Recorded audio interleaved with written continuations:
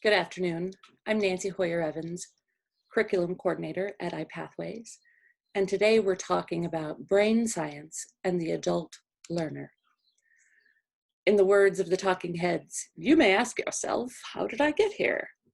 And by here, I mean to the place where we're talking about brain development as it applies to our adult education students. Shouldn't that brain stuff be all resolved and unchangeable at this point? The truth is, scientists used to believe that the brain did reach its maximum development at about age 25. And from then on, we're going to suffer significant fall-offs in our ability to grow and change. The new science, though, the important stuff that applies to why I'm talking about it, shows this is not so. Our brains are constantly changing, adapting, discontinuing certain synapses due to lack of use, and building others that are constantly experiencing high traffic.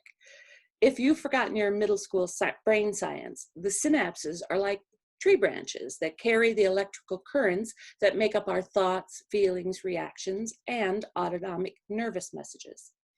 So, the juncture of a synapse looks like this. When we regularly call that juncture to duty by playing video games or trying to learn new words or remembering something, that juncture gets strengthened so the messages travel faster with less lag time. They do this by building up more myelin sheath around that synapse so the pulses zip along without any slowdown or obstacles. The trick is to figure out how to use this information about brain function to improve your teaching of adults. To do that, we also have to acknowledge a big factor in how prepared our students' synapses are for learning.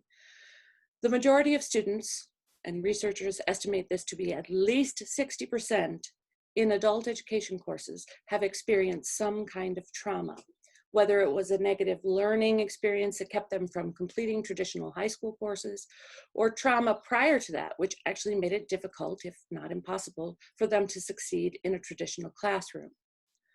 What we know about how our brains work under stress is that they transfer all of our considerable capacity for adaptation to the process of survival. Blood is sent to the large muscle groups, electrical impulses go to the parts of the brain that aid in crisis management, quick decision-making, reaction to outside stimuli, threats, etc. The condition of the brain, this particular cocktail of trauma that we cook up in our own heads, is a learning negative environment. The resources it takes to respond to and manage threat or trauma deplete our ability to retain new information. I once had an old car that couldn't go faster than 35 miles an hour if the air conditioning was on.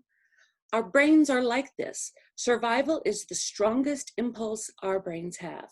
It is a system override of all other functions. So now, think of your students. How many are trying to learn the English language, trying to complete simple tasks without language to make it easier? How many have come from homes where alcohol, drugs, or violence were present on a regular basis? How many are currently incarcerated or have been so in the past? How many have been victims of violence or racism? This is the backdrop for your teaching, this tapestry of trauma. Based on what we know about the brain's sketchy response to boiling in stress, what can we do in our classrooms to overcome it? Well, the general consensus is that trauma can be overcome and brain response can be reconditioned. Here are some takeaways. 1, learning should feel good. There can be no focus on deficit, no, well, you did poorly on this.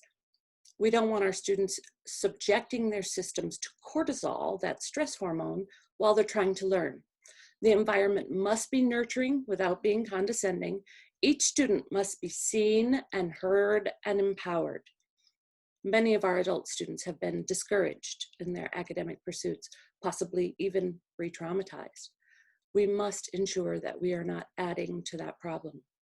Think about trust, engagement, hands-on activities, the elements that inspire learners to let down their guard and allow new information to come in. 2, adults are used to being in the driver's seat of their lives.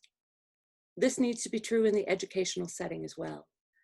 Be flexible. Design projects that allow them to exert as much autonomy over their own learning as possible. If you're teaching science, find out what type of science interests them and what would be useful in their daily lives. If you're teaching math, be sure to make it relevant to their life experience. If you're teaching English, use that opportunity to help them find their voice so they can give a shape and texture to the experiences that have brought them here to this point in time. Some may never discuss what their trauma is, but this does not change the fact that we need them to know that if they do choose to share or make themselves vulnerable in some other way, they will be psychologically and physically safe. 3, adults need hands-on concrete experiences to apply new knowledge. The sooner the better. This is also true of children, but children will accept new information without knowing why it's important. It's just cool and new. Adults need some payoff pretty quickly so they can integrate this new information into their perspective of the world. For instance, math should be relevant to helping them budget or file their taxes or know what their mortgage interest rate is and how that's going to impact their budget. Stories they read should speak to the reality that they are living in. So when you discuss them, point of view, theme, tone, etc., they can feel like this helps them understand voices that matter to them. Self-direction is guaranteed with adults, although examine this thoroughly because sometimes this trauma-informed self-direction may be a part of the problem. Your role, and you will define it based on the current crop you're working with, and it'll change from one set of students to another, should be that of mentor-educator, not authoritarian. They need to feel like you are invested in understanding their challenges, but not judging them or writing them off. In my classrooms, I found that if I tell them about myself, about some of my challenges, about how I struggle to pay attention instead of fiddling with the computer or the phone, or I feel like things are moving too slow, or that the teacher has no interest in me, or that my opinion doesn't matter, and they're just trying to get through the material, which makes me disengage. Or one semester while I was attending I attended my Old Testament class on the first day, and then I showed up at the final expecting to be able to take the exam. So they can see that I understand self-destructive behavior and that I do not judge it. Remember that description of a well-used synapse that sheathes itself in myelin and increases the speed and efficacy of its transmission when we use it more? The opposite happens to our neural synapses in cases of high stress. Messages are intermittent, like they're static, and new knowledge often doesn't get sent into the long-term memory folder because stress shuts down neural plasticity. Stress shuts down neural plasticity. Living in stressful circumstances actually negatively impacts the brain's ability to learn. This, more than anything else, should inform the environment you want to create in your classroom. For more resources about the brain science in adult learners, check out the ones that'll be at the end of this video. Thanks a lot for listening. Have a great day. I'll see you in a couple weeks. Bye.